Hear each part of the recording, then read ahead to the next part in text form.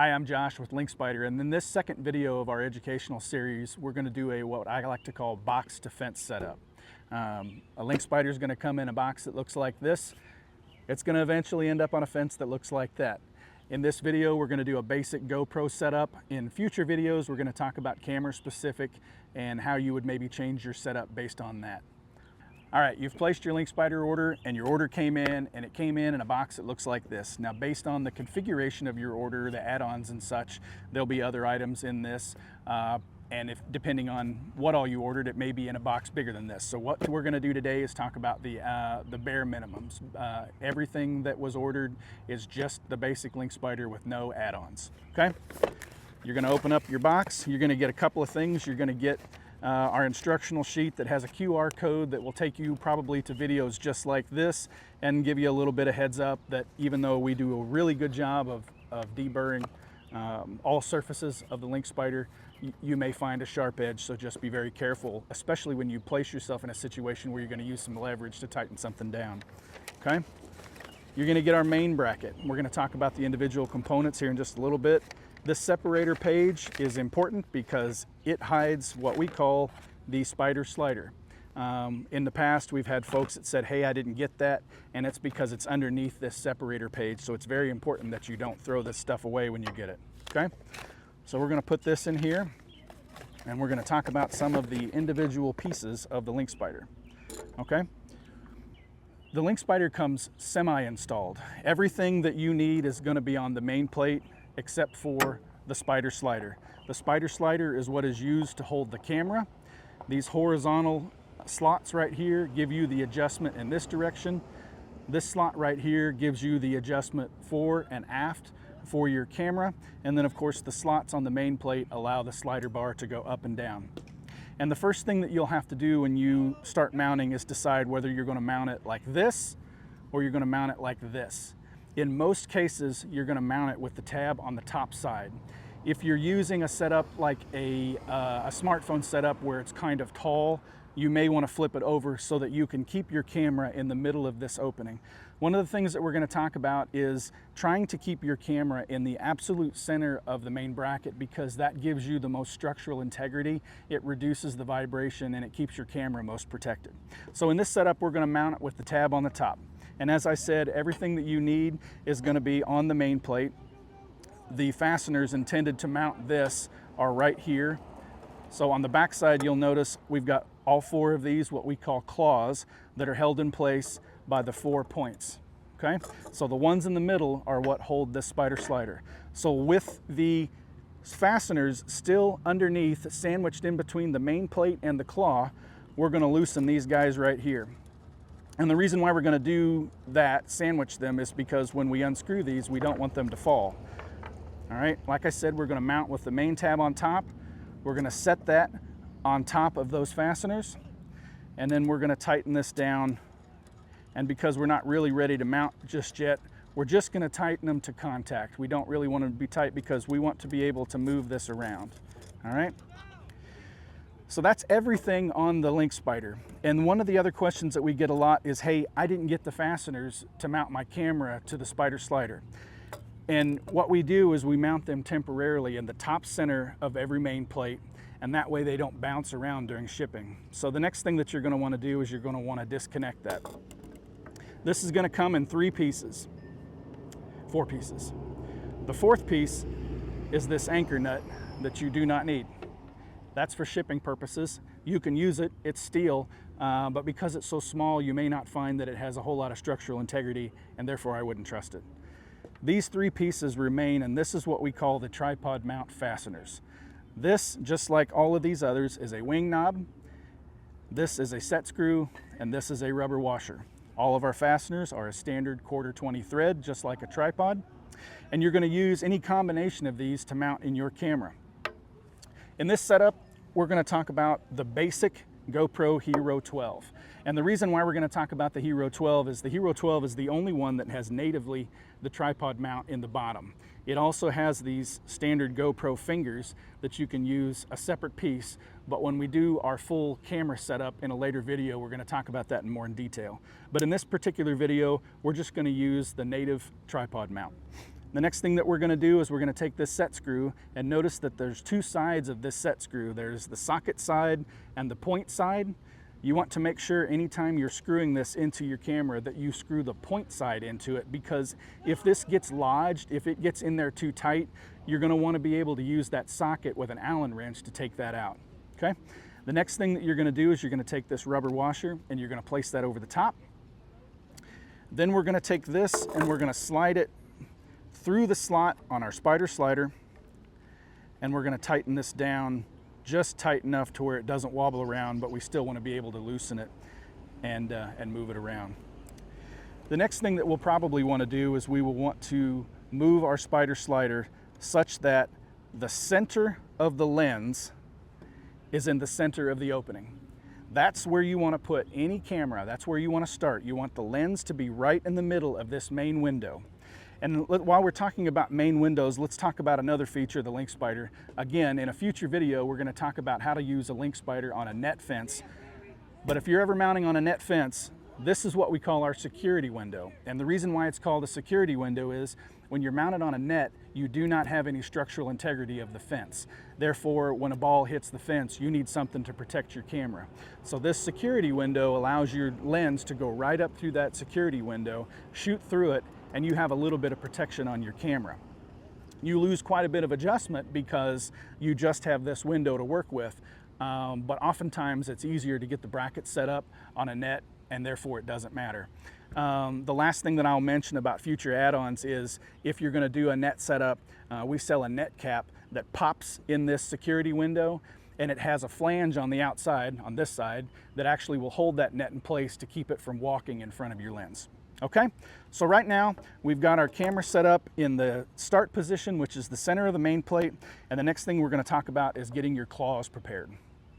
Okay, the first time you get your bracket out of the box, and also after it's been sitting for a long time, you're going to find that these washers are kind of sticky, and that's by design. The washers are to prevent vibration that happens in the fence that will come through the audio, but the other thing it does is it creates a really tight tack, and that keeps those claws from walking around so that when the fence takes an impact, you know the claws are not going to move. But as it's been sitting a long time, and when you get it the first time, it is a little bit tricky. So you're going to want to loosen these quite a bit, and you're going to do this on all four claws. You're going to turn it this way, and you're going to pop it this way and make sure that it moves in both axes. Because when you walk up to the fence, you don't want one of your claws to be in a really tight position and then you can't get to it. So you want to do this on all four claws so that when you walk up to the fence and set it, you've got a lot of room to work with on getting it set up.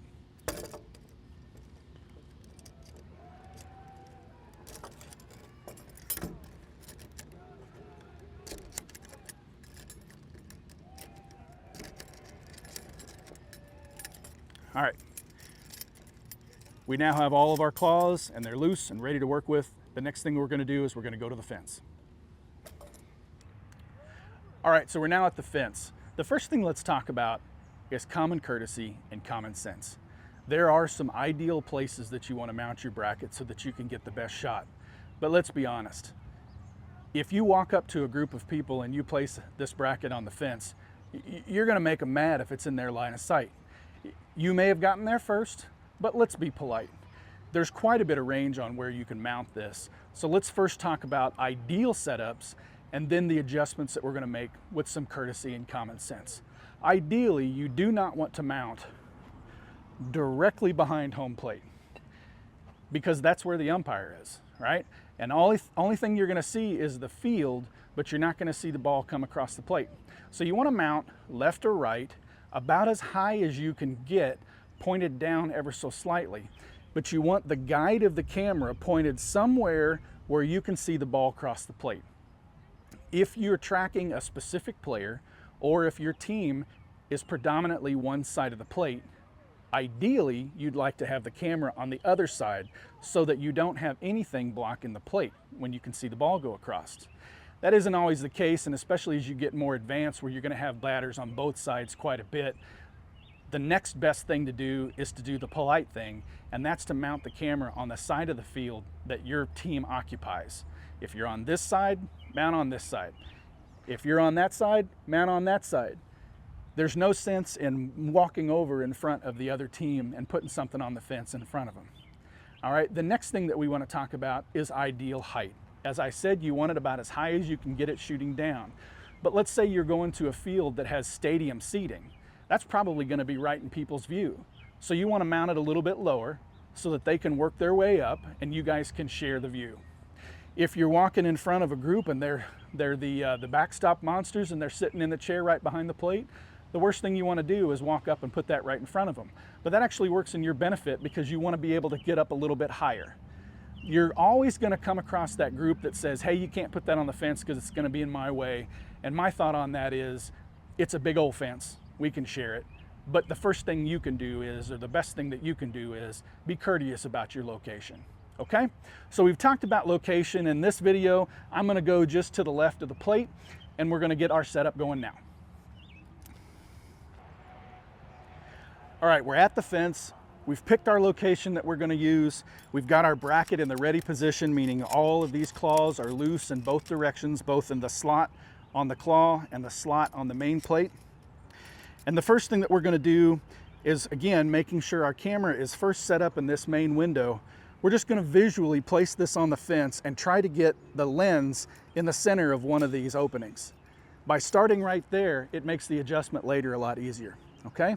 So then the first thing I typically do is I take my top right claw and I just kind of put it in place temporarily. I hold it with one finger to keep that up against the wire and tighten this with two fingers to kind of make sure it stays in place. And then we're just going to work our way around. And we're going to slide here and we're going to try to keep the camera or the bracket as level as we can so that we have plenty of adjustment with the slider if we need to make some level adjustments. So again, I'm holding the bracket with two fingers. I've got one finger holding this claw and I'm just going to tighten this a little bit. We're going to come back and we're going to tighten all of them again to make sure that this doesn't move. And then what I typically do is I go to the right side, and if you'll see, because I've only got these two claws right here and these 2 points, this thing can walk around, all right? So again, we just want to make sure that it stays in the center of that opening. And we want to take one of these claws right here and get it in a position where it can hold itself down. And now we're giving it some structural integrity. We're taking this and we're pulling it, and we're pulling away from this because that will keep it from walking in that direction. And then we're going to tighten it down. And the last thing that we're going to do, and this is the one that folks find the hardest time getting set, because if the wire is on the underneath side like it is on this one, it's kind of a ways away. But the best thing that you can do is just take it and push right here, and that shapes the fence a little bit, that shapes the bracket a little bit, and gets this claw a little bit closer. And we're going to put it right there. The other thing you can do, if you don't like doing that, is you can take this one and put it right here, but then you lose one of the directions where you don't have the structural integrity you need. So I really like going this way, okay? It makes sure that everything is tight in all directions and it isn't going to move. And if we take a visual at it and we know we've got everything we need, we're now going to give these guys just a couple of clocks and make sure that they're tight.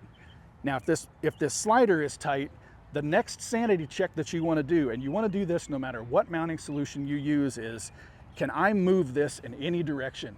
Because if I can move this in any direction, when you take a fence impact, it's probably going to get knocked out of location. You may not lose it, but you don't want one of these wires in front of your lens, because that's the whole purpose here, is to get good video that doesn't look like there was even a fence there. Okay? So we've got our main bracket in place. That's our structural integrity. That's our foundation. The next thing that we want to do, we would turn the camera on and we'd look through the viewfinder here, and we want to loosen these two guys right here, and we want to move this around. And what I like to do is move the camera all the way back so you can see the worst case scenario. And when you do that and you align your camera, you will have fence in your shot temporarily. But you can use that to make sure it's even, because if you have even fence all the way around the area, you know you are dead center in that opening. And once you get dead center in that opening and you get your view set with the horizon, so you can adjust this however you need to, then you want to lock these guys down. And once you've locked that down, your bracket is tight, your slider is tight, the camera can't move in any of these directions. And the last thing that you want to do is you want to slowly walk your camera forward until the fence in the shot goes away, and then you want to tighten this down. Okay? And as you tighten, keep aware that you want to hold your camera, because when you tighten it, the camera is going to want to go in that direction. So hold it in place, give yourself a last sanity check. In future videos, we're going to talk about how to actually configure the GoPro with the field of view that you need to make sure that you get just enough in the field, but you can get as close to the action as you need to.